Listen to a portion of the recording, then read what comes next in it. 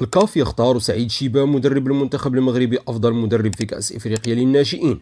يختار الاتحاد الإفريقي لكرة القدم سعيد شيبة مدرب المنتخب المغربي لأقل من 17 سنة أفضل مدرب في نهائيات كأس إفريقيا للأمم التي اختتمت أطوارها مساء أمس الجمعة بالجزائر. وأعلنت الكونفدرالية الإفريقية لكرة القدم كاف عن تتويج سعيد شيبة عبر منصتها بمواقع التواصل الاجتماعي، ليتمكن بذلك مدرب أشبال الأطلس من حصد العلامة الكاملة في هذه المنافسة بالرغم من عدم التتويج باللقب. وكان سعيد شيبة قد قاد المنتخب الوطني لأقل من 17 سنة لاحتلال الرتبة الثانية في هذه المنافسات القارية، إضافة إلى تحقيق التأهل إلى نهائيات كأس العالم للناشئين للمرة الثانية في تاريخ الكرة المغربية، وعودة لمسار الأشبال في منافسات العرس الإفريقي.